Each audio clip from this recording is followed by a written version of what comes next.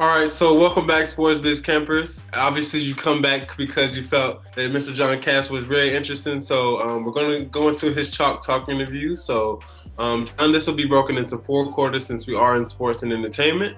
Jumping right into the first quarter, our preseason, we'll start off with your name, where you're from, and where you work. My name is John Cash. I'm a native of Washington, D.C., and presently I both have my own sport entertainment firm called the Narma Group LLC, and I'm also an adjunct professor at Johnson C. Smith University, and I presently reside in Charlotte, North Carolina. Perfect. So what is one aspect of working in sports do you appreciate the most? One aspect that I appreciate the most of working in sport entertainment is being able to use the business acumen that I've developed over my years in more traditional roles in corporate America. I feel I've had the opportunity to leverage those roles and then also bring a sense of creativity to the sport entertainment industry. Perfect. So jumping into your training days, your early career path, what did you initially want to do for a career when you were younger?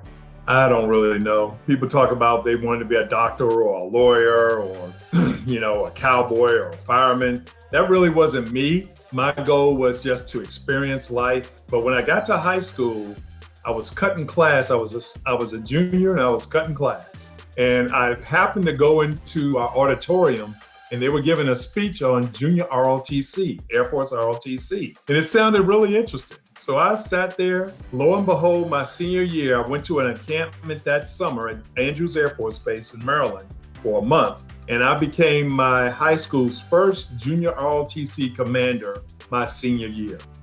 And I was hooked. And so I wanted to be an Air Force officer. I wanted to see the world, get into a technical field, lead and manage others. So that was my first inkling of really what I wanted to do. And that was high school, junior year of high school. So being that was your initial way into your career, who or what experience gave you your first break into like the sports industry? Oh, this is a really good one. I'll try to be succinct. I was at General Mills where I was a brand manager in our cereal division. And I was also managing properties and snacks. One of the snacks was Bugle. I don't even know if it's around anymore, but it's a snack treat. It was 3 days before Christmas and I was working relatively late. I got a call from a NASCAR team, Mark Martin. Mark Martin has since retired, but at the time was a top NASCAR racer. He called and wanted to do and see if Bugles would be interested in promotion.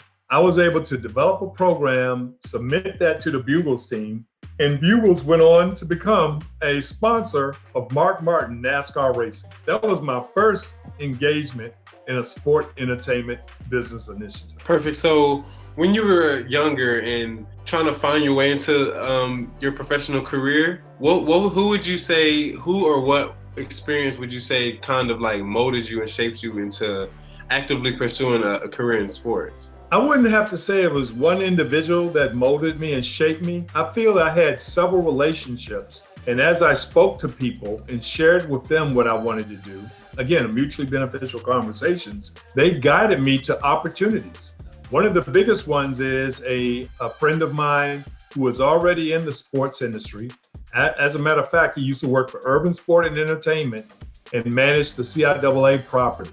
Well, he shared with me an opportunity to get in collegiate sports with Learfield IMG. I had a conversation. That conversation led to a few interviews, and lo and behold, I became a general manager for Learfield IMG Collegiate Sports. So I would have to say it wasn't just one individual, but a collective of individuals. But this one individual I did have lunch with and knew and was a friend was key to me networking to get this first position in sport entertainment. So fast forward into your current role today at Johnson C. Smith. If a student were to shadow you for a day, what would they see you doing on your day-to-day?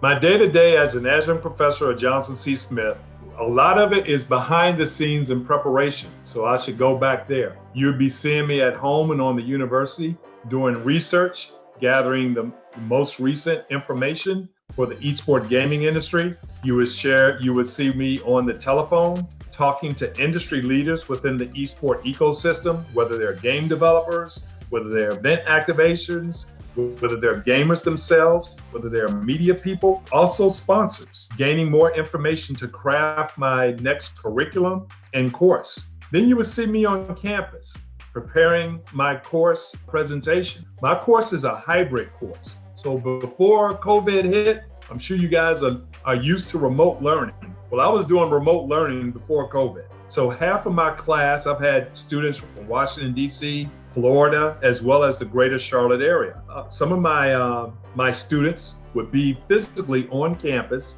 in class, and then some would be virtual, and we would bring them in via Zoom. And I would do the presentations, and that way, both in class and virtual see the same information and access the same opportunity, and they can converse with one another. And then you would see me actually teaching the course and bringing in guest speakers, challenging the class, giving program assignments. And another opportunity would be, for lack of a better word, our immersion program. Some people might call them field trips.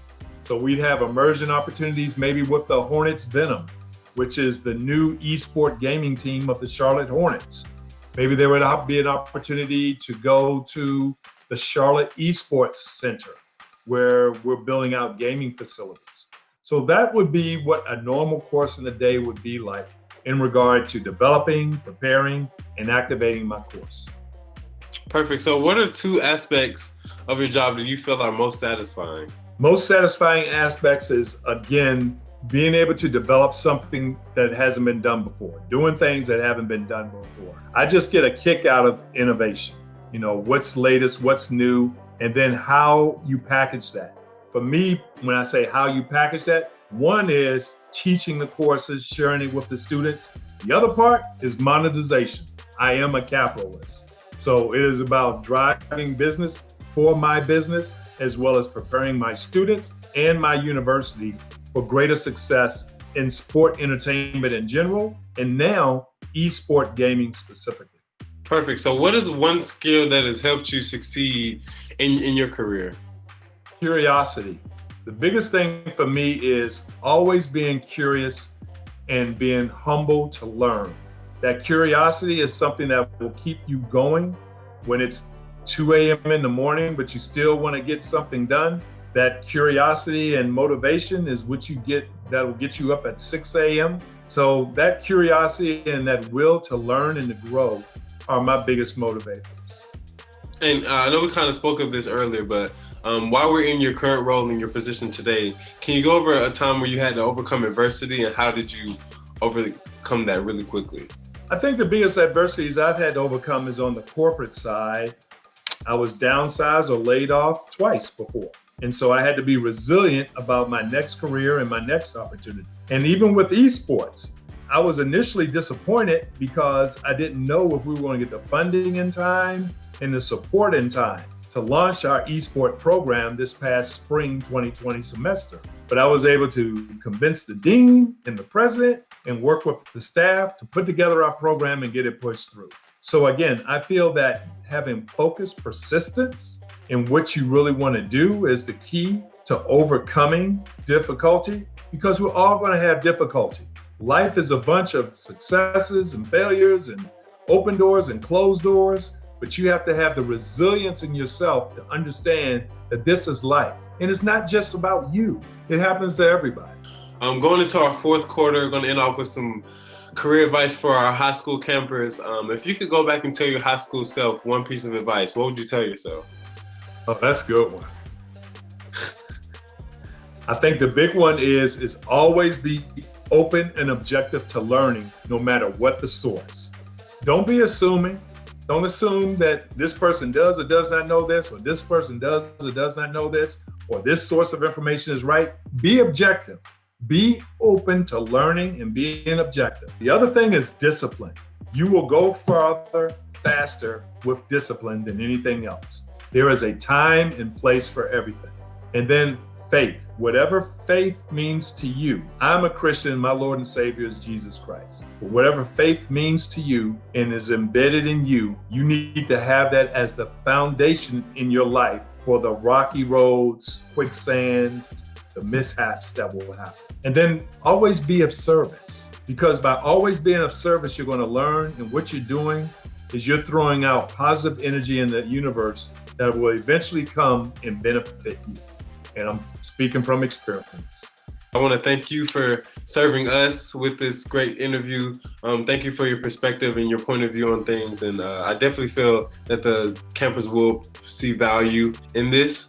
High school students, we have a lot more content, a lot more interesting people such as Mr. Cash on our Chalk Talk journey. So stay tuned for more content to come. Stay tuned for more content. Peace. Thank you very much, Christian. And thank you, Sports Biz Career Camp. And much continued success to all of you. I'm proud of you.